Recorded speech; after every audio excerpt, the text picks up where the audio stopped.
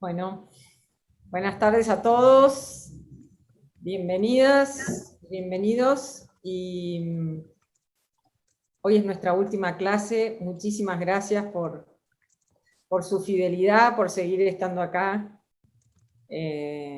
por su hambre de la palabra, digamos. Ya les dijimos la otra vez, pero los estamos invitando, les va a llegar la invitación por mail, pero también se pueden anotar por WhatsApp. Estamos organizando un curso que empieza el jueves que viene, que se llama Las iglesias que los apóstoles nos dejaron, que versa sobre la eclesiología, sobre la iglesia, cómo la pensaron los autores del Nuevo Testamento. Es algo muy interesante, muy actual. Es un curso que va a dar el padre Patricio. Son 6 jueves, así que si pueden y quieren, están muy invitados a participar. Creo que no tenemos más avisos parroquiales que esos, ¿no? Lo del WhatsApp. El WhatsApp, que el número de WhatsApp que aparece en los mails que les mandamos y también en el flyer del curso nuevo, es solamente para mensajes.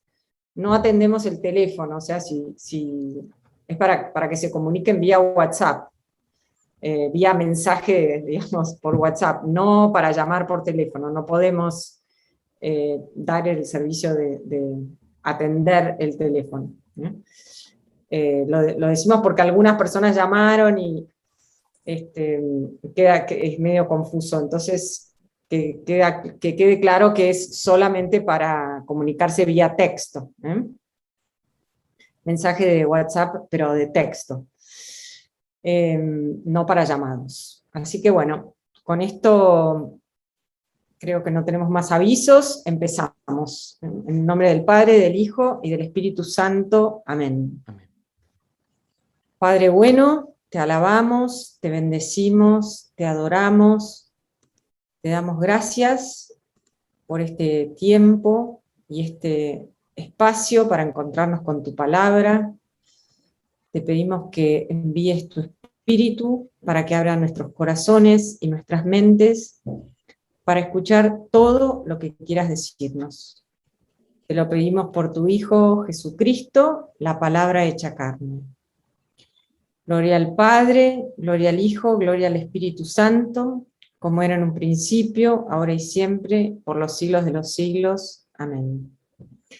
María, sede de la sabiduría, ruega por nosotros. San Juan Evangelista, ruega por nosotros. En nombre del Padre, del Hijo y del Espíritu Santo. La clase pasada estuvimos viendo vimos Juan 6, ¿no? El discurso del pan de vida, la multiplicación de los panes, y después los hechos que rodean a Jesús, digamos, la actividad de Jesús alrededor de la fiesta de los tabernáculos, también llamada de las chozas.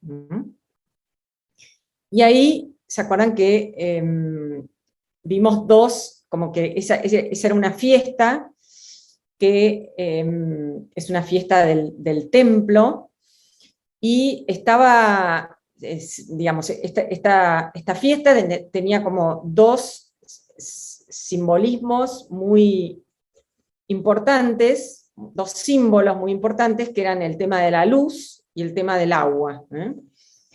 Y Jesús, esto lo voy a decir después al final, les quiero mostrar cómo Jesús es como que resignifica todas las fiestas. Algo de esto vinimos diciendo, pero está bueno como hacer un resumen. Jesús va a resignificar todas las fiestas de la liturgia judía, es como que las transforma, y en el caso de la fiesta de tabernáculos, lo vemos a través de, justamente, Jesús retoma estos dos signos, tanto el signo de la luz, ¿se acuerdan cuando él dice, yo soy la luz del mundo, el que me sigue no andará en tinieblas?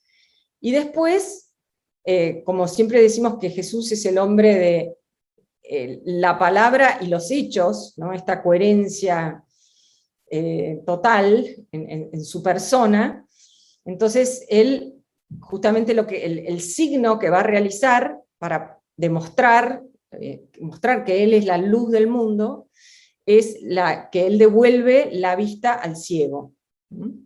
Esto está en el capítulo 9 de Juan. Y después el otro signo muy importante es el signo del agua, donde Él, ¿se acuerdan que grita en un momento dado? El que tenga sed, venga a mí.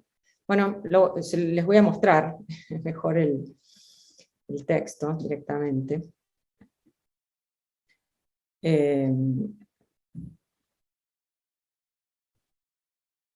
Bueno, acá está esto de yo soy la luz del mundo, el que viene a mí no andará en tinieblas, pero antes de esto es cuando da el signo del...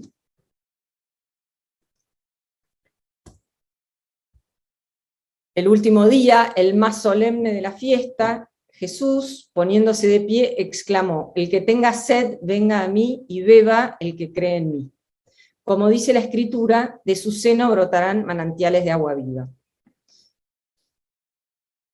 Y yo les comenté que lo que se hacía en esta fiesta era que los sacerdotes traían vasijas cargadas con agua y las derramaban por la escalera a través de una acción simbólica, porque estaba relacionada con el templo de los últimos días, del tiempo mesiánico.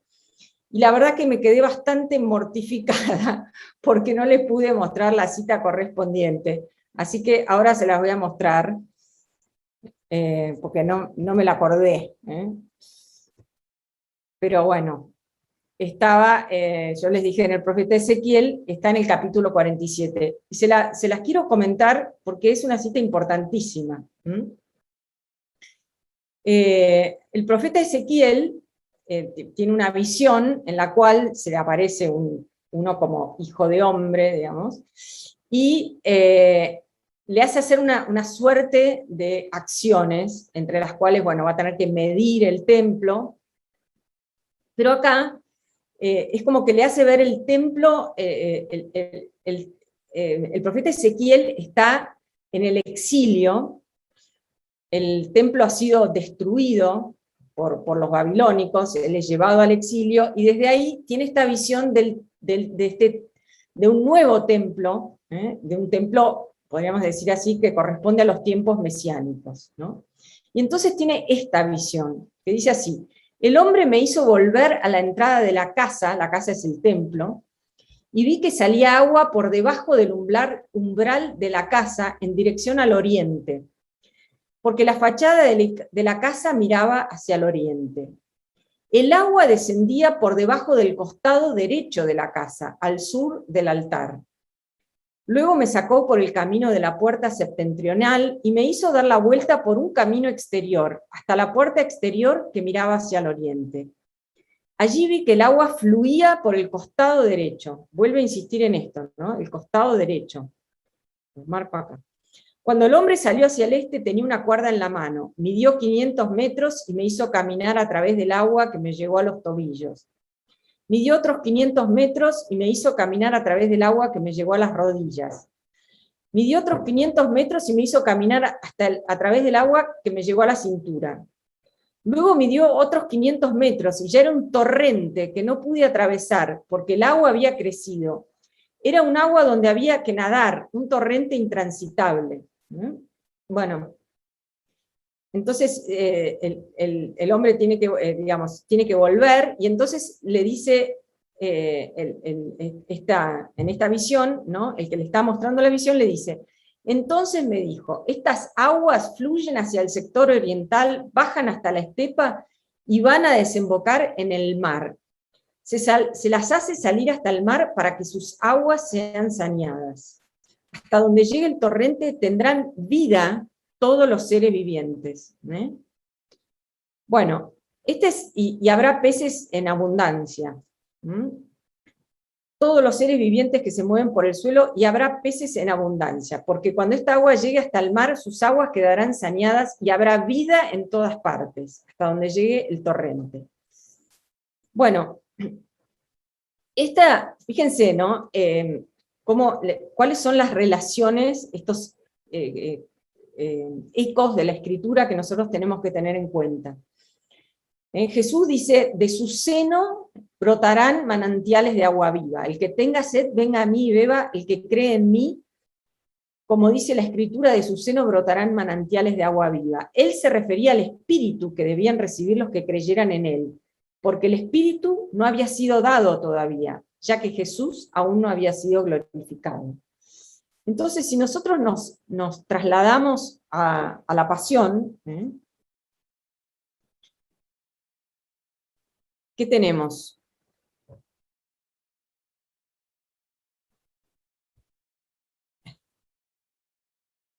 Que en el momento de la muerte, dice así, después de beber el vinagre, dijo Jesús, todo se ha cumplido. E inclinando la cabeza, entregó su espíritu.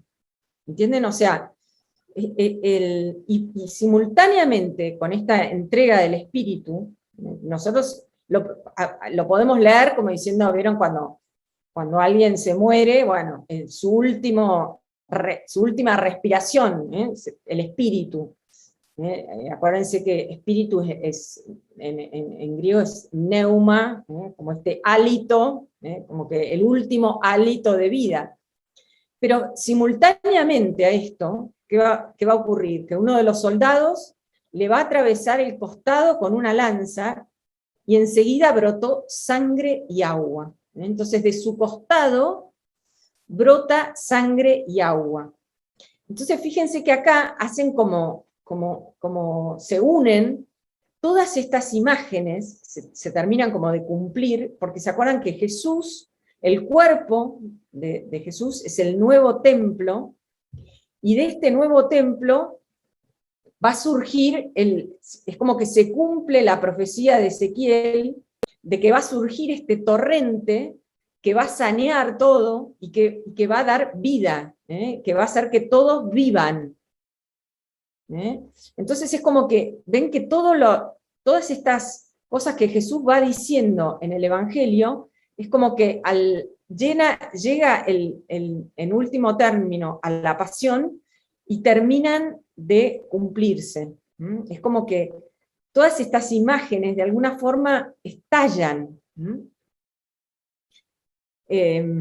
Entonces, quería recapitular esto, volver a recordarlo, para que lo tengamos presente cuando veamos hacia el final de todo cómo Jesús recapitula o resignifica, digamos así, todas las fiestas, y todos los símbolos de las fiestas litúrgicas judías quedan resignificados por su propia persona.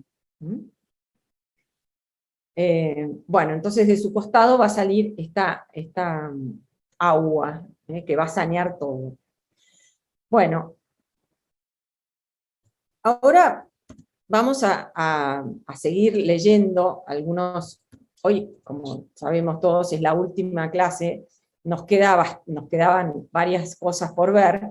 Yo voy a hacer como unos pequeños,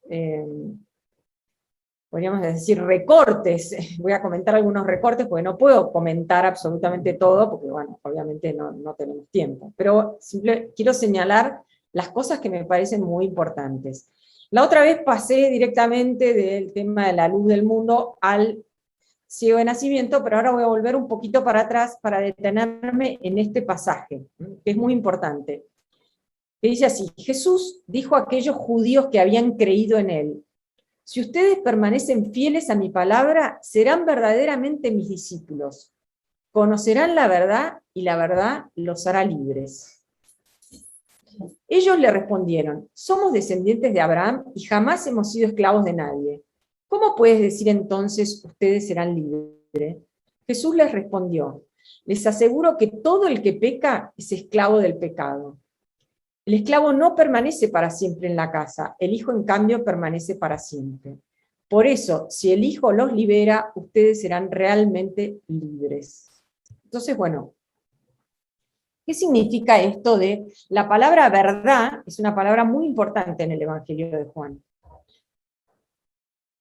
Pero, ¿qué quiere decir esto de conocer la verdad? Porque hay una verdad metafísica, que es muy importante, una verdad filosófica, digamos así, que es muy importante, y que de alguna manera está implícito en esto, pero hay una verdad específicamente cristiana, que es a la que se está, que no es que se contradice con la otra, pero para tratar de entender qué es lo que quiere decir Jesús acá. Entonces, yo los quiero remitir a la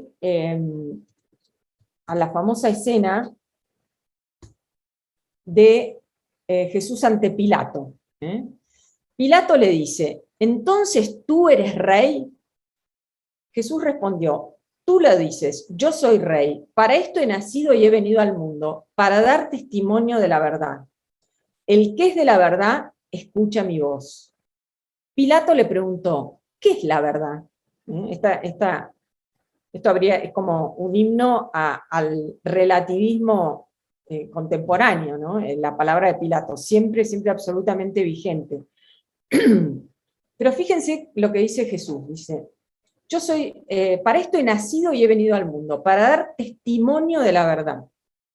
Y después tenemos otro pasaje, todos estos se conectan, digamos así, en el discurso de despedida, cuando en el Evangelio de Juan, a partir del capítulo 13, tenemos lo que en los sinópticos viene a ser la última cena. Acá es tenemos la escena del lavatorio de los pies, y después viene un discurso que abarca 3 capítulos de Jesús, con algunas preguntas de los discípulos, pero es prácticamente un monólogo.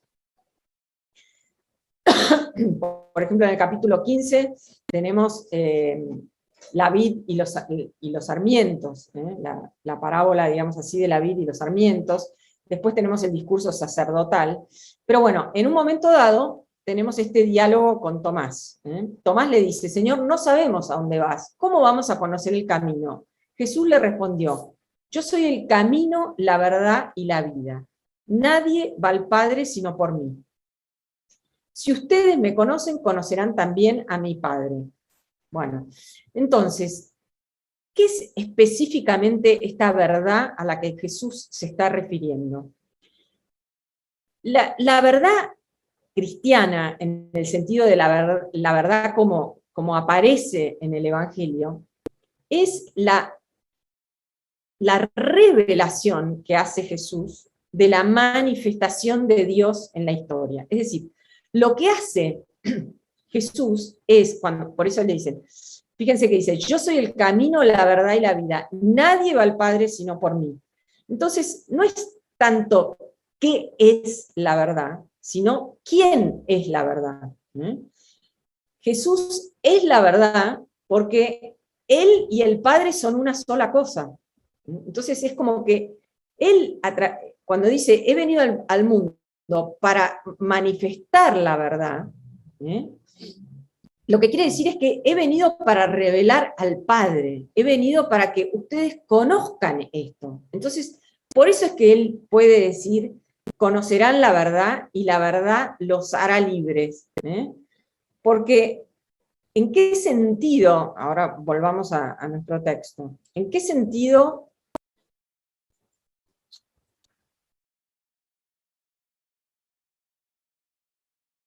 fíjense, si ustedes permanecen fieles a mi palabra, serán verdaderamente mis discípulos, conocerán la verdad y la verdad los hará libres. Entonces, este conocer la verdad es un proceso por el cual nosotros es como que tenemos que hacer propia, en nuestra propia vida, hacer propia, podríamos decir, encarnar esta verdad que nos revela Jesús. O sea, todo el contenido de la historia de salvación lo tenemos que hacer propio. No es simplemente una doctrina como enterarnos acerca de quienes estaban presentes en la plaza el día del 25 de mayo. No, es como que conocer la verdad es, en este sentido vamos a conocer la verdad, ¿entienden? O sea, la verdad cristiana es un proceso por el cual yo la termino haciendo propia. No es simplemente una materia de conocimiento intelectual, la tengo que transformar en vida. Y fíjense que tiene como dos aspectos esto. Por un lado, es como que nos libera del pecado. Fíjense, les aseguro que todo el pecado, porque acá el contraste que hace Jesús es entre la libertad, o el que es libre, y el que es esclavo. ¿Quién es el que es esclavo? Es el que es esclavo del pecado. El pecado es lo que me esclaviza. Entonces, Jesús, si yo conozco la verdad, si permanezco fiel a Él, entonces esto me hace libre, me libera del pecado. Esto podríamos decir que es como la forma negativa de entender esto, de conocer la verdad. Pero después, a su vez, hay una forma positiva también de entenderla, y es que el hombre llegue a ser lo que Dios tiene pensado para él. San Agustín decía, existimos porque somos porque Dios nos piensa, y existimos porque Dios nos ama. Entonces es como que Dios nos da la existencia, y para cada uno de nosotros, ha pensado cómo somos. Entonces, conocer la verdad acerca de nosotros mismos es como penetrar cada vez más profundamente en el misterio, en el designio que Dios tiene para cada uno de nosotros. Los griegos llamaban a esto, había como dos frases maestras. Una, ¿se acuerdan? Es la famosa frase de que Sócrates descubre en el templo, en Delfos, que estaba grabada arriba, que decía, conócete a ti mismo. Y después el poeta Píndaro tenía otra frase que decía, llega a ser el que eres. No cualquier cosa. Es como que conocer la verdad es conocer el plan de Dios para mí, que obviamente nunca lo voy a conocer del todo, pero de alguna forma es como que Dios tiene un designio, un misterio para cada uno de nosotros, un designio misterioso, podría decir así, y la tarea de nuestra vida es asemejarnos cada vez más a eso que Dios ha pensado para nosotros. Fíjense, si nosotros pensamos en los santos, en la infinita variedad de santos, como dice el Apocalipsis, el número imposible de contar, cada uno es completamente diferente. Cada uno tuvo una misión, la descubrió y llegó a ser lo que Dios había pensado. Es como que la santidad consiste en que mi vida coincida con eso que Dios pensó para mí. Y bueno, es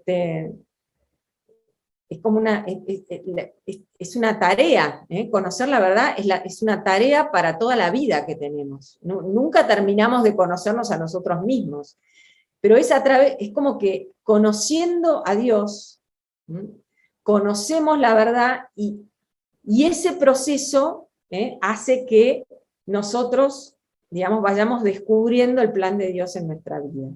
Por supuesto, es mucho más fácil decirlo que hacerlo. Pero bueno, esa es como una hermosa tarea que tenemos para toda la vida. Y entonces, fíjense qué ironía, volviendo al texto de Juan, nos dice, somos descendientes de Abraham y jamás hemos sido esclavos de nadie.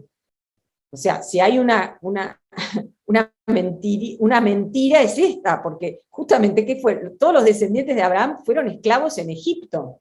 ¿Se acuerdan? En el libro del Éxodo. Entonces, es bastante curioso que ellos digan, no hemos sido esclavos de nadie. Y la esclavitud principal en el Éxodo es la esclavitud de la idolatría. Ahora no lo podemos explicar, pero Dios, cuando va a llegar a la última plaga, que consiste en la muerte de los primogénitos, dice, voy a derrotar a todos los dioses de Egipto. O sea, la liberación es la liberación de la idolatría. Bueno, entonces, por eso, si el Hijo los libera, ahora, la idolatría tiene 100.000 caras, ¿eh? ¿Cuántos dioses tenemos cada uno de nosotros? Bueno, entonces, justamente, la libertad cristiana es esta libertad de los hijos de Dios. ¿Eh? Bueno, y vuelvo a decir nuevamente, o sea, Jesús revela, sobre todo en el Evangelio de Juan, el misterio de la paternidad de Dios. ¿Eh? O sea, nos revela quién es Dios. Acuérdense en el prólogo, nadie ha visto al Padre, solo el Hijo que está en el seno del Padre, ese nos lo ha contado, ha hecho exégesis del Padre. En el Antiguo Testamento, Dios es llamado Yahvé más de 7.000 veces. Es llamado Elohim, que nosotros en nuestras Biblias se traduce como Dios, como unas 2.800 veces. Pero Dios es llamado Padre en el Antiguo Testamento solamente 17 veces. Fíjense el contraste, ¿no? Yahvé, el tetragrama sagrado, 7.000. Elohim, Dios, 2.800. Padre, 17 veces. En cambio, por ejemplo, en los 4 evangelios, más de 180 veces, que son nada comparado con el Antiguo Testamento, Dios es llamado Padre. Por ejemplo, en el Sermón de la Montaña, Dios es llamado Padre 15 veces en el Evangelio de San Mateo. Pero es sobre todo en el Evangelio de Juan, solamente Juan, solo en Juan, Dios es llamado Padre 84 veces. Pero no solamente eso, sino que en todos los evangelios, Dios nunca recibe de boca de Jesús otro nombre que Padre. El único nombre con el cual Jesús se refiere a Dios es con el nombre de Padre. Entonces, lo que Jesús nos revela es el misterio de la paternidad de Dios. Esto que hablamos tantas veces, de que en la alianza, en el Antiguo Testamento tenemos como una suerte de metáfora, y en el Nuevo esta metáfora, la metáfora de la paternidad. Dios es como un padre, Dios es como el esposo, y en el Nuevo Testamento esto se hace realidad. Dios es Padre, y nosotros lo somos realmente. Nosotros somos hijos de Dios. Les voy a mostrar, creo que la vez pasada se los mostré, pero ya no me acuerdo lo que digo. En la primera carta de Juan, miren cómo nos amó el Padre, quiso que nos llamáramos hijos de Dios, y nosotros lo somos realmente.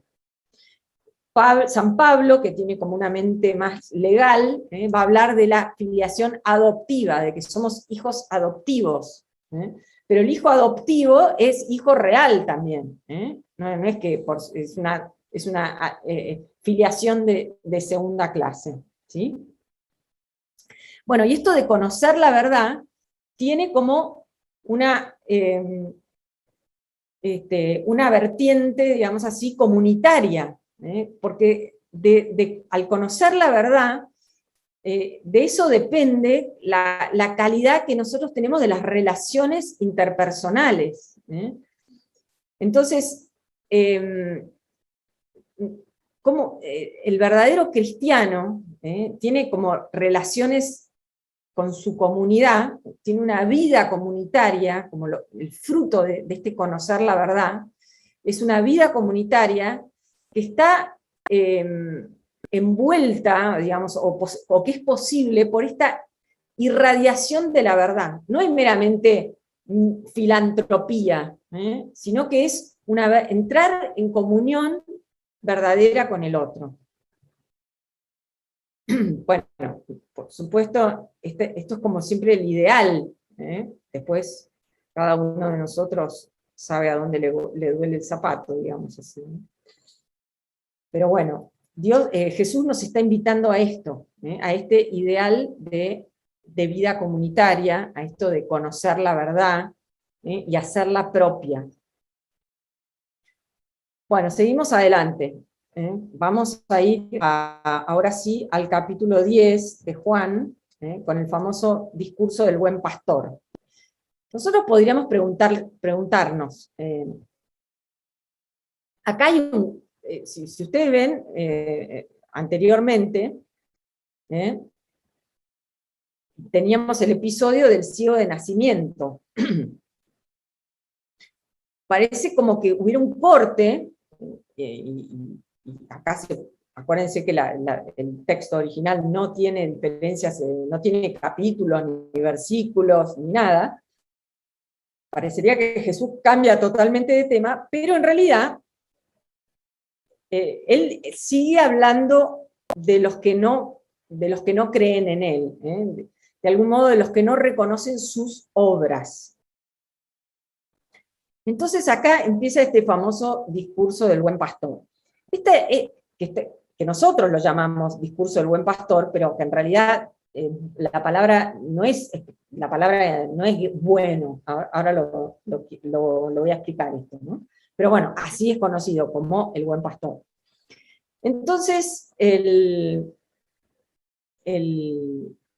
idea esta del pastor era una idea muy común en los pueblos del antiguo Próximo Oriente, no solamente en Israel, sino que el gobernante o la autoridad era conocida de alguna forma como el pastor de su pueblo. Pensemos, por ejemplo, en algunos ejemplos que tenemos en la Biblia. El más conocido es "El Señor es mi pastor", nada me puede faltar, este salmo de los más bellos, digamos así, que tiene la Sagrada Escritura, ¿no? El Señor es mi pastor, nada me puede... O sea, Dios aparece como un pastor, pero no solamente Dios, sino, por ejemplo, todos los que fueron llamados por Dios a conducir al pueblo de Israel, muchas veces recibieron el título de pastor. Por ejemplo, vamos a ver Moisés. Moisés dijo al Señor, esto es en el libro de los Números, en el camino del desierto, y Moisés ya siente como que va a tener que dejar, ¿se acuerdan que Jesús no es el que va a poder llevar al pueblo a la tierra prometida? Y entonces Moisés dijo al Señor, que el Señor, el Dios que anima a todo viviente, ponga al frente de esta comunidad a un hombre que la guíe en todos sus pasos y al que ellos obedezcan en todo. Así la comunidad del Señor no estará como una oveja sin pastor. Entonces el Señor respondió a Moisés, toma a Josué, hijo de Nun, que es un hombre animado por el Espíritu, e impone tu mano sobre él. Bueno, es decir, acá Josué recibe como el cargo de ser el pastor, el nuevo pastor de Israel. Y después, en un texto así bastante antológico, tenemos esto que le dice Dios a David. Perdón, esto no es lo que le dice Dios a David. Esto es lo que le dicen las tribus. Las tribus van a ver a David. Todavía David es rey de Judá, pero no es rey de Israel. Pero todas las demás tribus van y se presentan a David en Hebrón, en un lugar, se llama Hebrón, que queda cerca de Jerusalén, y le dijeron, nosotros somos de tu misma sangre. Hace ya mucho tiempo, cuando aún teníamos como rey a Saúl, eras tú el que conducía a Israel. Y el Señor te ha dicho, tú apacentarás a mi pueblo Israel, y tú serás el jefe de Israel. Es decir, vos vas a ser el pastor de Israel.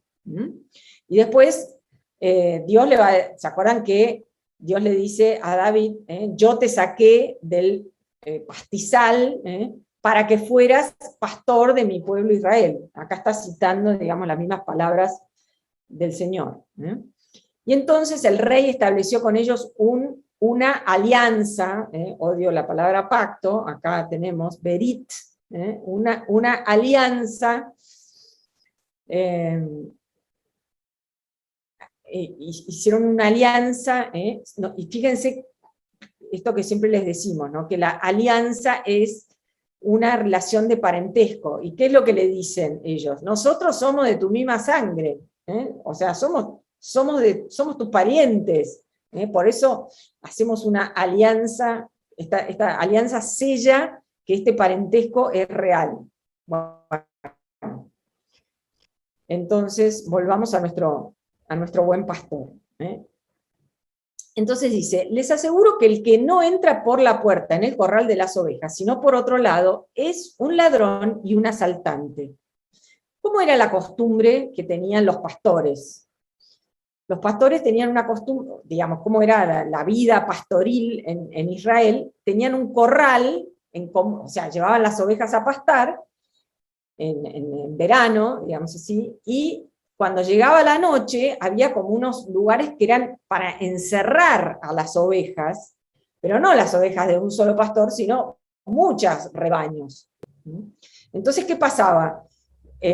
Al día siguiente, cada uno de los pastores iba y buscaba sus propias ovejas. Entonces, esto es lo que está describiendo acá Jesús cuando dice, les aseguro que el que no entra por la puerta en el corral de las ovejas, sino por otro lado, es un ladrón y un asaltante. Este término ladrón, lestés en griego, después se lo va a aplicar a Barrabás. Barrabás, ¿se acuerdan?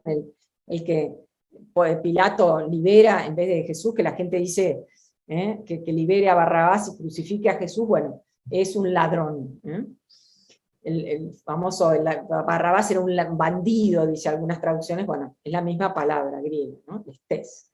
El que entra por la puerta, entonces dice, el que entra por la puerta es el pastor de las ovejas. El que salta, el que va por otro lado y busca las ovejas que no son de él, porque ¿qué hacía el pastor? Iba y llamaba a sus propias ovejas, y las ovejas, el guardián le abre y las ovejas escuchan su voz. Él llama a cada una por su nombre y las hace salir. Cuando las ha sacado a todas, va delante de ellas y las ovejas lo siguen porque conocen su voz. Nunca seguirán a un extraño, sino que huirán de él porque no conocen su voz. Jesús les hizo esta comparación, esta parábola, podemos decir así. Pero ellos no comprendieron lo que les quería decir. Vieron que Jesús siempre está hablando en parábolas y muchas veces tiene que aclarar el sentido de las parábolas. Entonces Jesús prosiguió, les aseguro que yo soy la puerta de las ovejas. ¿Se acuerdan que yo soy la luz del mundo, yo soy el pan de vida, y ahora yo soy la puerta de las ovejas? Todos aquellos que han venido antes de mí son ladrones y asaltantes, pero las ovejas no los han escuchado. ¿Quiénes son estos ladrones y asaltantes? El texto no nos lo dice, pero bueno, había un montón de personajes que querían hacerse, había como una fiebre en la época de Jesús, una suerte de fiebre mesiánica. Y entonces había muchos personajes que se hacían aparecer como mesías, y bueno, pueden ser estos ladrones y asaltantes, pero si nos vamos a ir directamente a lo que venía siendo, ¿a quiénes son los ladrones y asaltantes? Son estas autoridades del pueblo, autoridades religiosas, que en realidad no eran fieles a la verdadera, a lo que Dios había pensado para su pueblo, y que sobre todo habían hecho como tratos extraños, digamos así, con los romanos. Ahora lo vamos a ver después cuando veamos quién era el sumo sacerdote y lo que dice el sumo sacerdote, ¿no? Jesús les prosiguió, les aseguro que yo soy la puerta de las ovejas. Todos aquellos que han venido antes de mí son ladrones y asaltantes, pero las ovejas no los han escuchado. Yo soy la puerta, el que entra por mí se salvará. Podrá entrar y salir y encontrará su alimento. El ladrón no viene sino para robar, matar y destruir. Pero yo he venido para que las ovejas tengan vida y la tengan en abundancia. Y ahora pasó de decir que soy la puerta, dice, yo soy el buen pastor. El buen pastor da su vida por las ovejas. Les quiero mostrar acá el término. Ego eimi ho poimen, poimen es pastor, ho kalos. Kalos, en realidad, no es bueno, sobre todo es bello. Y la belleza está relacionada con el tema de la verdad. Entonces, en realidad, lo que está queriendo decir acá, esta traducción, el problema es que el bueno de San Jerónimo, cuando tradujo el Nuevo Testamento en la Vulgata al latín, habló de pastor bonum. Y entonces, bueno, después de ahí en más, todo tradujeron como buen pastor. Pero Jócalos es el pastor bello, y en realidad es verdadero, viene a decir como el auténtico. Yo soy el auténtico pastor. Todos los demás son, hablando mal y pronto, pastores truchos. Yo soy el pastor auténtico. ¿Y cómo se reconoce el pastor auténtico?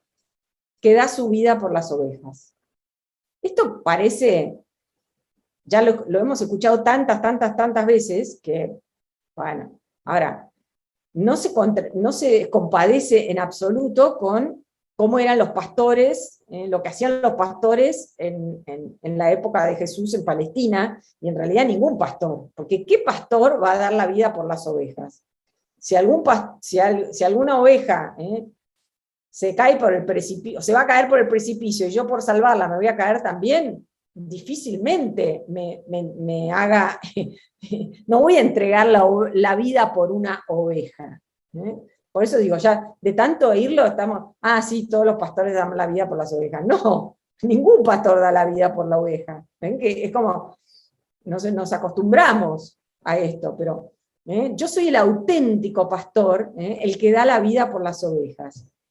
El asalariado, en cambio, que no es el pastor, y al que no pertenecen las ovejas, cuando ve venir al lobo las abandona y huye, y el lobo las arrebata y las dispersa. El asalariado no se preocupa por las ovejas. Yo soy el buen pastor, conozco a mis ovejas y mis ovejas me conocen a mí, como el Padre me conoce a mí y yo conozco al Padre y doy mi vida por las ovejas. Tengo además otras ovejas que no son de este corral y a las que debo también conducir. Ellas oirán mi voz y así habrá un solo rebaño y un solo pastor. Podemos pensar acá que Jesús está pensando en todos los gentiles que se van a convertir al cristianismo y que van a ser parte de este nuevo y de este rebaño. Y fíjense que termina diciendo esto: el Padre me ama porque yo doy mi vida para recobrarla, nadie me la quita, sino que la doy por mí mismo. Tengo el poder de darla y de recobrarla. Este es el mandato que recibí de mi Padre. Bueno, vamos a hacer ahora una pequeña interrupción, y después seguimos. Volvemos. Se terminó el recreo.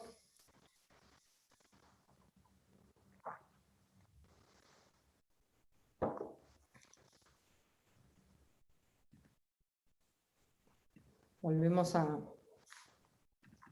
mirar entonces esto de... Estuvimos viendo, digamos, esto, el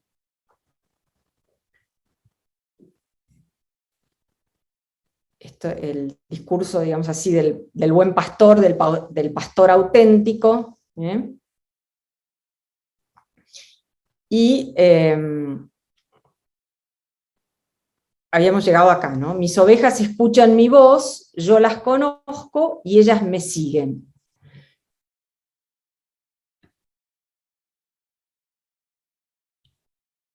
Yo les doy vida eterna, ellas no perecerán jamás y nadie las arrebatará de mis manos. Mi Padre que me las ha dado es superior a todos y nadie puede arrebatar nada de las manos del Padre. El Padre y yo somos una sola cosa. Todo lo que nosotros sabemos acerca de digamos, gran parte, ¿no?, de lo que se llama la teología trinitaria, de la de la vida íntima, de la vida intratrinitaria, la sabemos en gran parte a través del Evangelio de Juan. Yo después les voy a pasar este pequeño resumen, que lo tomé de un autor muy conocido, que es justamente el mismo que Patricio les va a, que es la base, digamos así, del curso de Patricio. Es un biblista norteamericano que se llamaba, porque se murió, Raymond Brown, que tiene un comentario sobre el Evangelio de Juan que es muy, muy famoso, ¿no? Y entonces dice que las relaciones entre el Padre y el Hijo en el Evangelio según San Juan, merece la pena detenerse un momento para resumir todo lo que hemos escuchado hasta ahora en Juan sobre las relaciones entre el Padre y el Hijo. Esto es muy probable que, digamos, que ustedes digan, bueno, no entiendo nada, o sea, lo voy a leer así rápido, pero ustedes después pueden ir y mirar, está cada uno de los textos, y es como que de alguna forma nos asomamos a la vida intratrinitaria. El Hijo viene del Padre, sin embargo, esto está en 8:42, y así todas las citas están ahí puestas. Sin embargo, el Padre que lo envió está con él, el Padre ama al Hijo, el Hijo conoce íntimamente al Padre.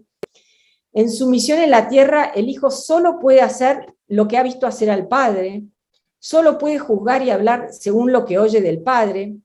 El Hijo fue enseñado por el Padre y ha recibido de él poderes como el de juzgar, el de dar y poseer la vida. El Hijo hace la voluntad del Padre y ha recibido una orden del Padre que se refiere a su muerte y resurrección. Y bueno, entonces se observará que todas estas relaciones entre el Padre y el Hijo se describen en función del trato del Hijo con los hombres. Entonces los teólogos posteriores van a tomar este material relativo a la misión del Hijo. Lo que dice ad extra quiere decir la misión del Hijo en la tierra, podríamos decir así, como ya encarnado. Eso quiere decir ad extra. La teología trinitaria se distingue por ad extra y ad intra. Entonces, a raíz de todo esto, lo que nos dice el Evangelio de Juan respecto a la misión del Hijo en la tierra, como ya encarnado, se puede extraer de él una teología de la vida interior de la Trinidad. Volviendo a 10:30, encontramos que la unidad que allí se plantea también concierne a los hombres, pues así como el Padre y el Hijo son uno, también vinculan a los hombres a sí mismos, como uno, para que sean uno como nosotros. Esto lo va a decir después en el sermón sacerdotal, digamos así. En el discurso sacerdotal. Esta unidad que se comunica a los creyentes es la que impide que alguien los arrebate del Padre o del Hijo. Esto que dice, que leíamos recién, que decía Jesús, que el Padre le da a las ovejas y que nadie se las puede quitar.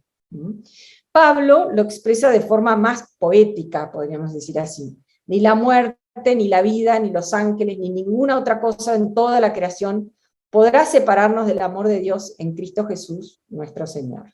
Bueno, esto después se los mando para que lo mediten. Bueno, el Padre y yo somos una sola cosa. Los judíos tomaron piedras para apedrearlo, y entonces Jesús les dijo, les hice ver muchas obras buenas que vienen del Padre, ¿por cuál de ellas me quieren apedrear? Los judíos le respondieron, no queremos apedrearte por ninguna obra buena, sino porque blasfemas, ya que siendo hombre te haces hijo de Dios. Esta acusación de blasfemia es una acusación que va a resonar después en los sinópticos, digamos, en los otros 3 evangelios, en el juicio a Jesús, en el juicio ante el Sanedrín, lo van a acusar de esto. Y acá, bueno, Jesús está citando un salmo. Si la ley llama dioses a los que... Jesús les respondió, no está escrito en la ley, yo dije, ustedes son dioses. Si la ley llama dioses a los que Dios dirigió su palabra y la escritura no puede ser anulada, ¿cómo dices tú, blasfemas, a quien el Padre santificó y envió al mundo? Porque dijo, yo soy hijo de Dios. Bueno, aquí voy a ir un poquito para atrás, porque tenemos que entender esto de santificar. Acá llegamos a la última de las fiestas judías. Se celebraba entonces en Jerusalén la fiesta de la dedicación. Era invierno, y Jesús se paseaba por el templo en el pórtico de Salomón. Yo les quiero mostrar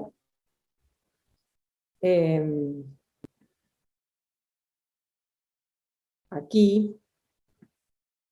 Bueno, acá tenemos una reproducción, ¿no? Porque no nos queda absolutamente nada de lo que era el templo, pero el templo estaba rodeado de estas columnatas, que esta que estamos viendo en particular era el pórtico real, se llamaba. El pórtico de Salomón, en realidad, era este que tenemos acá al costado. Yo creo que... a ver, a ver si tenemos acá. No, había buscado otra.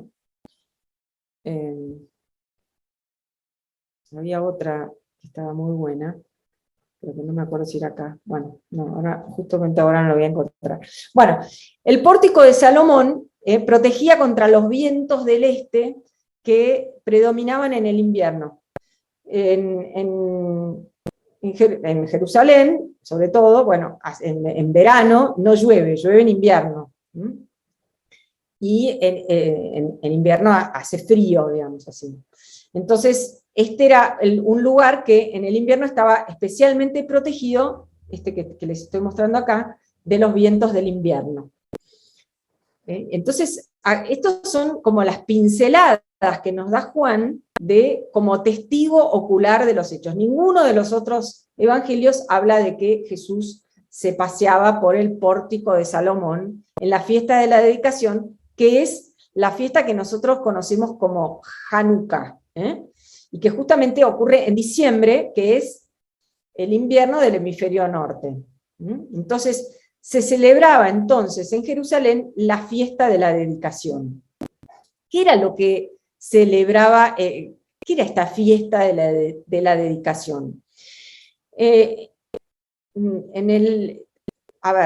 Tenemos que remontarnos un poco, bastante, a lo que es a la historia, digamos así, de Israel.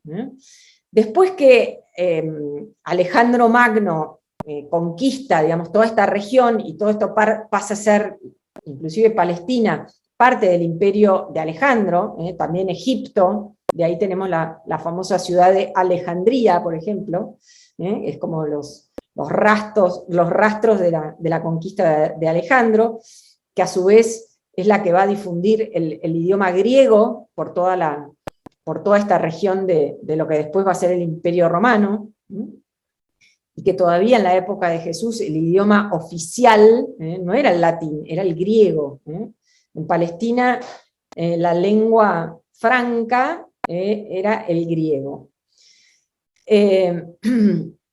Bueno, ¿qué pasa? Cuando a la muerte de Alejandro, el imperio se divide entre sus generales, y en particular, en lo que rodea a Palestina, se va a dividir entre dos generales de Alejandro. Lo que después se va a llamar los Seleucidas y los Lágidas, que los Lágidas van a ser los que van a tomar Egipto, y los Seleucidas los que van a tomar Siria, y también van a terminar dominando Palestina. Entonces, allí, en el año 167, entre el año 167 y el año... Bueno, cada vez es más fuerte la influencia griega, a pesar de que a Israel, digamos, a los judíos se les permite, en principio, practicar su religión, hay como una suerte de penetración cultural cada vez más fuerte de la cultura griega en el ámbito judío. Y esto va a llegar al colmo, digamos así, cuando Antíoco Epifanio, que es uno de estos seleucidas, decida entrar en Jerusalén y profanar el templo de Jerusalén y poner allí una estatua de Zeus olímpico. Esto es lo que en la escritura se llama la abominación de la desolación. O sea, ustedes imagínense, en el templo donde no podía haber ninguna imagen, ni siquiera del Dios de Israel, ellos ponen a Zeus olímpico, y no solamente eso, sino que van a obligar, esto está todo relatado en el libro de los Macabeos, 1 Macabeos y 2 Macabeos, y bueno, y van a obligar a los judíos a comer carne de cerdo, es decir, a como dejar de lado todas las prácticas, todo lo más sagrado que tenían en su religión. Pero va a surgir como una familia, en realidad es una suerte de guerrero, que se va a llamar Judas Macabeo, y él y su familia van a hacer una guerra de guerrillas, y van a reconquistar Jerusalén, y van a reconquistar el templo, y lo van a limpiar, y ahí es cuando hacen una rededicación, una reconsagración de el templo y el altar. Y esto va a quedar como una fiesta, nuevamente, de la consagración del templo nuevamente al Dios de Israel, y esta es la famosa fiesta de Hanukkah, donde la costumbre es que se prenden velas conmemorando esta reconquista y esta reconsagración del templo. Entonces, Jesús se paseaba por el templo en el pórtico de Salomón. Los judíos lo rodearon y le preguntaron, ¿hasta cuándo nos tendrás en suspenso? Es bastante graciosa la traducción, porque de alguna forma es casi intraducible, pero dice, ¿hasta cuándo nos vas a quitar el aire? Eso es lo que quiere decir. Como que nos vas a quitar la vida, de alguna forma. Jesús les respondió, ya se los dije, pero ustedes no creen. Las obras que hago en nombre de mi Padre dan testimonio de mí. Entonces, fíjense que la cuestión central de esta polémica con los judíos va a ser el tema de si Jesús es o no el Mesías. Y fíjense que Jesús no responde abiertamente a si él es el Mesías. Si sos el Mesías, decilo abiertamente, ¿sos el Mesías? Y Jesús no quiere decir que es el Mesías. ¿Por qué? Porque todos hemos escuchado 1.000.000 de veces que el tema del Mesías, el ungido, tiene como un tono político. Era el liberador de Israel, bueno, el Mesías como rey que va a sacar a los romanos y va a liberar a Israel. Entonces, Jesús no quiere aparecer como ese Mesías. Recién en el juicio ante Pilato, ¿se acuerdan lo que leímos hoy? Yo soy rey, yo soy, en realidad yo soy el Cristo, yo soy el ungido. La palabra Mesías es el ungido, y en griego es el Cristo. Recién ahí, entonces ahí es donde se ve realmente el verdadero mesianismo de Jesús, el reinado de Jesús, que es un reinado no de dominación, y no tiene nada que ver con la política, sino que es verdaderamente el rey, es el siervo sufriente. Pero en esta ocasión Jesús les responde y les dice, ya se los dije, pero ustedes no lo creen, las obras que hago en nombre de mi Padre dan testimonio de mí. Y acá vuelve al tema de las ovejas, ¿no? Es decir, las obras que hace Jesús, ¿y qué significa esto de las obras? ¿Qué son? Porque nosotros hemos hablado mucho de los signos, pero no hemos hablado de las obras. En el Evangelio de Juan hay una distinción entre las obras y los signos. Los signos ya hablamos un montón de veces de qué son. Pero las obras son esta actividad que hace Jesús para hacer visible al Padre. Y el nombre que recibe en el Evangelio de Juan, esta actividad de Jesús para visibilizar al Padre, es la palabra glorificar. Y cuando Jesús revela al Padre, como que el Padre le comparte su gloria. Por eso en el discurso sacerdotal, que no lo vamos a leer en el capítulo 17, Jesús va a decir, Padre, glorifícame. ¿Qué quiere decir glorifícame? Déjame hacer lo que he venido a hacer, que es, en realidad lo que le está pidiendo es que yo que tengo que atravesar la pasión, porque así voy a hacerte visible. Fíjense qué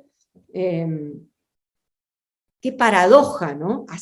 Hacer visible al Padre, glorificarlo, es lo que nosotros pensaríamos como que tiene que ser como el momento más brillante de la vida de Jesús, en realidad es como el momento más oscuro.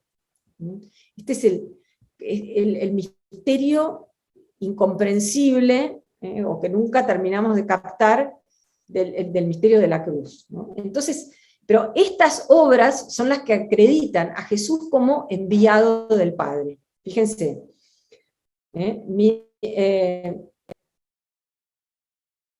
las obras que hago en nombre de mi Padre dan testimonio de mí, pero ustedes no creen porque no son de mis ovejas. Mis ovejas escuchan mi voz, yo las conozco y ellas me siguen. Yo les doy vida eterna, ellas no perecerán jamás y nadie las arrebatará de mis manos. Mi Padre que me las ha dado es superior a todos y nadie puede arrebatar nada de las manos del Padre. El Padre y yo somos una sola cosa. Y entonces, fíjense,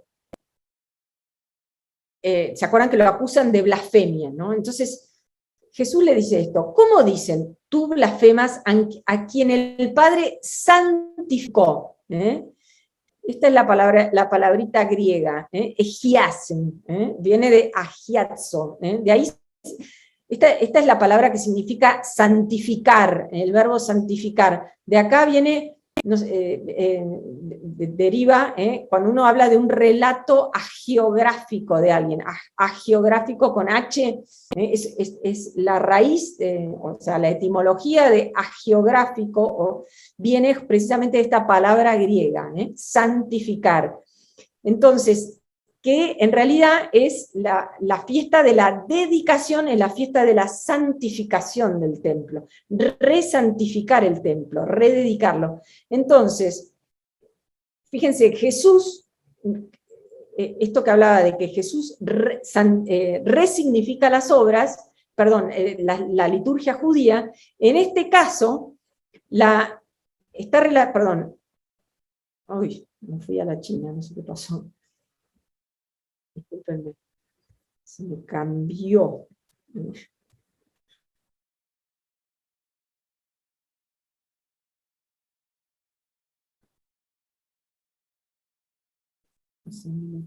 Acá.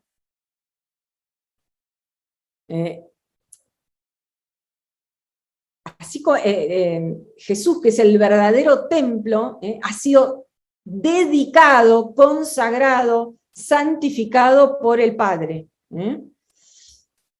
Entonces, a quien el Padre santificó y envió al mundo porque dijo, yo soy hijo de Dios. Entonces, fíjense, ¿cuáles son las principales fiestas judías? El sábado. ¿Qué pasa? ¿Cómo Jesús resignifica el sábado? Perdón, ¿no les estoy compartiendo la pantalla o sí? A ver. Antes y ahora no, Luisa. Bueno, a ver, esperen. ¿Ahora sí? Sí, ahí está. Perfecto. Bueno, el sábado. ¿Cómo Jesús resignifica el sábado? En el sábado, Jesús dice, yo hago, o sea, supuestamente nadie puede hacer nada el sábado. Ni tú, ni tu asno, ni tu esclavo, nadie puede hacer absolutamente nada el sábado, pero sin embargo, Jesús, ¿qué es lo que hace el sábado? Jesús hace lo que ha visto hacer al Padre. Entonces, como el Padre sigue dando la vida, como el Padre, ¿qué es lo propio del Padre? En el sábado, ¿se acuerdan que los rabinos decían, la gente sigue naciendo en sábado y se sigue muriendo? Entonces es como que Dios ejerce el sábado al nadie hacer nada, pero que la gente sigue naciendo, entonces ahí resplandece o se ve más el tema de la paternidad de Dios. Dios sigue ejerciendo la paternidad y Jesús sigue dando vida. Y Jesús, a imitación del Padre, también da vida. Entonces, en su propia persona resignifica el sábado. ¿Cómo resignifica la Pascua? ¿Cuáles son como los signos de la Pascua? Bueno, sobre todo el Cordero Pascual. Jesús va a ser el nuevo Cordero Pascual. Pero todo lo que rodea al Éxodo. Entonces Jesús va a ser el nuevo maná. Y en Jerusalén va a haber un nuevo Éxodo. Bueno, todo esta liberación, este paso del Mar Rojo, Jesús lo va a resignificar, lo que va a estar como resignificado del paso del Mar Rojo es que se va a transformar como en un signo del bautismo, por el cual nosotros nos hacemos hijos de Dios. Después, respecto de la fiesta de Pentecostés, que es el don de la ley, bueno, Jesús nos va a dar la nueva ley, que no viene a anular la anterior, pero sí la viene a transformar y a completar.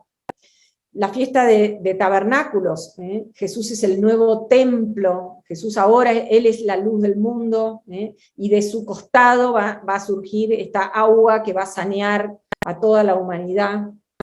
Y bueno, y ahora tenemos la fiesta la fiesta de la dedicación, ¿ven? O sea, todas las fiestas judías quedan resignificadas. Pero nos falta una muy importante, que es la fiesta del Yom Kippur, que es lo que vamos a ver ahora. Entonces, ¿cómo sigue nosotros? O sea, el libro de los signos termina en el capítulo 12, ¿no? Pero bueno, yo simplemente vamos a pasar así muy rápidamente. El signo, el último de los signos, es la resurrección de Lázaro. Lázaro de Betania, del pueblo de María y de su hermana Marta. María era la misma que derramó perfume sobre el Señor y le secó los pies con sus cabellos. Este episodio todavía no ha transcurrido en el Evangelio de Juan, va a venir después de esto, pero evidentemente era algo muy conocido, y Juan le dice a sus oyentes, María, de la que estoy hablando, era la misma que derramó perfume sobre el Señor. Bueno, y esto es por todos conocido por ustedes, así que yo no me voy a detener en el signo de Lázaro. María y Marta son conocidas en los sinópticos, en el Evangelio de Lucas, ¿se acuerdan? María, Marta la que está ocupada, y la que trabaja, y María la que está sentada a los pies del Señor. Pero bueno, está toda esta tradición de esta familia de 3 hermanos, Lázaro, María y Marta, que son como esta familia, los íntimos amigos de Jesús, ya no son parte directa así de los discípulos, pero son esta familia que recibe a Jesús y lo aloja cuando él está cerca, cuando él está en Jerusalén. Entonces, bueno, Jesús resucita a Lázaro, ¿no? Todo esto que ya sabemos, y que no lo voy a comentar porque si alguna vez han ido a un entierro, que supongo que sí, todos los, es como el texto favorito para hablar del tema de la vida eterna, así que supongo que lo tienen más que conocido. Pero yo, en cambio, quiero ir más a el lío que se arma después de la resurrección de Lázaro. Por más que podríamos decir un montón de cosas, ¿no? Pero el tiempo apremia, obviamente. Entonces, al ver lo que hizo Jesús, Muchos de los judíos que habían ido a casa de María creyeron en él. Pero otros fueron a ver a los fariseos y les contaron lo que Jesús había hecho. Los sumos sacerdotes y los fariseos convocaron un consejo y dijeron: ¿qué hacemos? Porque este hombre realiza muchos signos. Ahora ustedes todos ya saben a qué se están refiriendo, ¿eh? Si lo dejamos seguir así, todos creerán en él, y los romanos vendrán y destruirán nuestro lugar santo y nuestra nación. Uno de ellos, llamado Caifás, que era sumo sacerdote ese año, les dijo: ustedes no comprenden nada. ¿No les parece preferible que un solo hombre muera por el pueblo y no que perezca la nación entera? No dijo eso por sí mismo, sino que profetizó como sumo sacerdote que Jesús iba a morir por la nación. Y no solamente por la nación, sino también para congregar en la unidad a los hijos de Dios que estaban dispersos. A partir de ese día resolvieron que debían matar a Jesús. Fíjense, el hecho de que, otra ironía juánica, digamos así, ¿no? El hecho de que Jesús da la vida a Lázaro, ¿eh? Lázaro no es que resucita a la vida eterna, ¿eh? Lázaro después se va a volver a morir, pero bueno, ¿no? Que lo saca de la tumba después de 3 días, ¿eh? Que los judíos decían que hasta el tercer día podía alguien volver a la vida, pero a partir del tercer día no. Bueno, esto ya eran 4 días.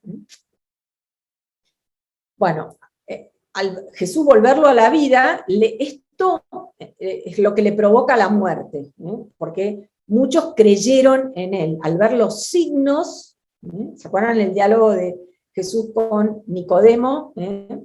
Que Nicodemo le dice: maestro, vos tenés que ser un enviado de Dios, porque nadie puede hacer los signos que vos hacés sin haber sido enviado por Dios. Bueno, acá pasa lo mismo, ¿no? Al ver lo que hizo Jesús, muchos de los judíos que habían ido a la casa de María creyeron en él. Pero otros fueron a ver a los fariseos y les contaron lo que Jesús había hecho. Siempre en este mundo está lleno de ingratos resentidos. Los sumos sacerdotes y los fariseos convocaron un consejo y dijeron: ¿qué hacemos? Porque este hombre realiza muchos signos. Si lo dejamos seguir así, todos creerán en él y los romanos vendrán y destruirán nuestro lugar santo y nuestra nación. Gran ironía juánica, porque bueno, después, ¿qué van a hacer? Para evitar esto van a matar a Jesús, pero ¿qué va a pasar en el año 70? Los romanos van a venir, van a destruir nuestro lugar santo y nuestra nación. Chau, Pinela. Van a destruir Jerusalén, el templo y la nación judía. Uno de ellos, llamado Caifás, que era sumo sacerdote ese año, esto también es una gran ironía, porque el sumo sacerdocio era una función vitalicia, duraba mientras duraba la vida del sumo sacerdote. Pero ¿qué pasaba? En la época romana, acuérdense que esto era una provincia romana gobernada por un gobernador, en este caso Poncio Pilatos. ¿Qué es lo que sucede? Que los sumos sacerdotes eran como títeres, podemos decir así, o eran puestos y sacados por la autoridad romana. Entonces, esto de que era sumo sacerdote ese año, y de hecho su suegro todavía vivía, que también había sido Anás, que había sido sumo sacerdote, antes que Caifás, ven que estaban todos como mezclados, no sé, la palabra mafia por ahí es un poco fuerte, ¿no? Pero bueno, había como toda una cosa rara entre estas familias sacerdotales. Les dijo: ustedes no comprenden nada, ¿no les parece preferible que un solo hombre muera por el pueblo y no que perezca la nación entera? Y esto es lo que Acá Juan, el evangelista, dijo, no dice eso por sí mismo, no lo dijo, sino que le salió de adentro, profetizó como sumo sacerdote que Jesús iba a morir por la nación. Y no solamente por la nación, sino también para congregar en la unidad a los hijos de Dios que estaban dispersos. Aquel día resolvieron que debían matar a Jesús. ¿Cuál es el trasfondo de esta fiesta? Perdón, un segundo, porque se me desenchufó la computadora. Y me voy a quedar sin pila, ya está, perdón. Entonces, ¿cuál es el trasfondo? Es la fiesta del Yom Kippur. ¿Qué es lo que sucedía en esta fiesta, que era la fiesta como todavía existe, ¿no? Todavía existe. Todavía se celebra el Yom Kippur, el Día del Perdón. Era una fiesta que estaba muy próxima, estaba pegada, digamos, al Año Nuevo, y también muy próxima a la fiesta de Tabernáculos. En este día tan solemne, donde igual que ahora, se ayunaba hasta la caída del sol, había un rito que se celebraba en el templo por el cual se llevaban dos chivos, dos carneros o chivos, y el sacerdote les ponía, hacía el gesto de imponerles las manos. ¿Vieron este gesto que todavía se hace cuando se consagra a los sacerdotes? ¿Qué significaba el gesto de imponer las manos a alguien en la liturgia judía? Y que en realidad todavía es parte, digamos así, de la consagración sacerdotal. Es reservado al sacrificio. Apartado, separado, todas estas cosas significa, por eso es muy fuerte, digamos, el gesto de imponer las manos en la consagración sacerdotal. El sacerdote ha sido separado, separado también como otro Cristo, como otro siervo sufriente, separado para el sacrificio. Bueno, vamos a dejar que el padre Patricio después se los explique. Entonces, ¿qué pasaba con estos dos chivos? Uno era enviado al desierto, el sacerdote lo cargaba con los pecados del pueblo, y era enviado al desierto a morir, porque en el desierto no iba a poder comer nada, entonces, bueno, pero lo soltaban. Y el otro era sacrificado, y su sangre, este era el único día en que el sumo sacerdote entraba en este recinto que se llamaba el Santo de los Santos. Varias veces hablamos de esto, que en el templo había como una edificación. Si vemos esta bueno, no sé si lo tengo acá, no me sale. Bueno, disculpenme, se me borró. Bueno, pero es el propiamente dicho, y estaba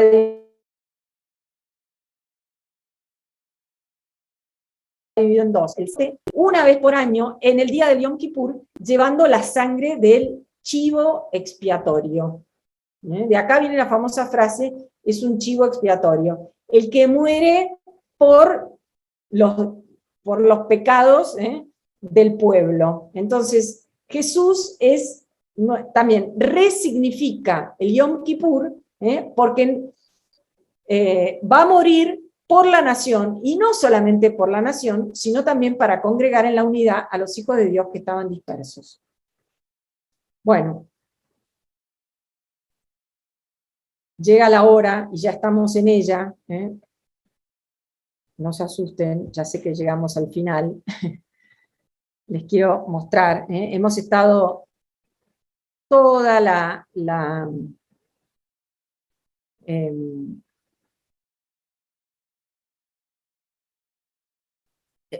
digamos, todo el libro de los signos, esperando que llegara la hora. Entonces, ¿qué sucede? Voy un poquito más atrás. Acá. Nuevamente estamos en la cercanía de la última Pascua. O sea que ya sabemos que es inminente el tema de la pasión, ¿no? Entre los que habían subido para adorar durante la fiesta había unos griegos que se acercaron a Felipe, el de Betsaida de Galilea, y le dijeron: Señor, queremos ver a Jesús. Felipe fue a decírselo a Andrés, y ambos se lo dijeron a Jesús. Él les respondió: ha llegado la hora en que el Hijo del Hombre va a ser glorificado. ¿Se acuerdan que durante todo estos libros de los signos, ¿qué hemos escuchado de la boca de Jesús? Hemos escuchado: mi hora no ha llegado todavía. No pudieron matarlo porque no había llegado la hora. Jesús dice: todavía no ha llegado la hora. En cambio ahora dice: ha llegado la hora en que el Hijo del Hombre va a ser glorificado. Les aseguro que si el grano de trigo que cae en la tierra no muere, queda solo, pero si muere, da mucho fruto. Acá tenemos como el núcleo profundo del Evangelio, de lo que nos ha querido mostrar Juan. Jesús es este grano de trigo que cae en la tierra, muere, y al morir da mucho fruto. ¿Y qué es lo que sucede? Nos da a comer de este fruto. El fruto del trigo es el pan. Lo que siempre decimos, la palabra se hace carne, y después la palabra se hace pan, el pan es la carne, todas estas imágenes que están conectadas, ¿no? El que tiene apego a su vida la perderá, y el que no esté apegado a su vida en este mundo la conservará para la vida eterna. Y fíjense que acá, nosotros en el Evangelio de Juan, y con esto termino, no tenemos un Getsemaní. ¿Se acuerdan en los sinópticos, cuando Jesús reza en el huerto, y dice: Padre, aleja de mí este cáliz? Acá tenemos un pequeño Getsemaní. El que quiera servirme, que me siga, y donde yo esté, estará también mi servidor. El que quiera servirme será honrado por mi Padre. Mi alma está ahora turbada, ¿y qué diré? Padre, líbrame de esta hora, si para eso ha llegado esta hora. Padre, glorifica tu nombre. Entonces se oyó una voz del cielo: ya lo he glorificado y lo volveré a glorificar. Bueno, ahora ustedes saben, ¿no?, que esto de glorificar significa hacer visible al Padre. Y el Padre, al glorificar al Hijo, es como que hace visible la gloria del Padre en el Hijo. Bueno, con esto damos por concluido el curso del libro de los signos. Mi recomendación es que lo lean, vuelvan a leerlo muy despacio, si tomaron notas, si no, saben que están, todas las clases están subidas a nuestro sitio de YouTube, que les pedimos que se suscriban, y bueno, las pueden volver a leer ahí despacio, y dejar que esta verdad, que este conocer la verdad sea verdaderamente un proceso por el cual cada uno de nosotros puede ir haciendo la propia, esta verdad. Bueno, muchísimas gracias. Bueno, gracias a Luisa también. El jueves que viene, dale. Gracias a Luisa. Acá los comentarios van poniendo muchas gracias, la inmensa mayoría, así que gracias por el esfuerzo, nos estamos viendo, y gracias a todos por la paciencia también. Un abrazo enorme. Nos quedamos el equipo un ratito si podemos. Muchas gracias.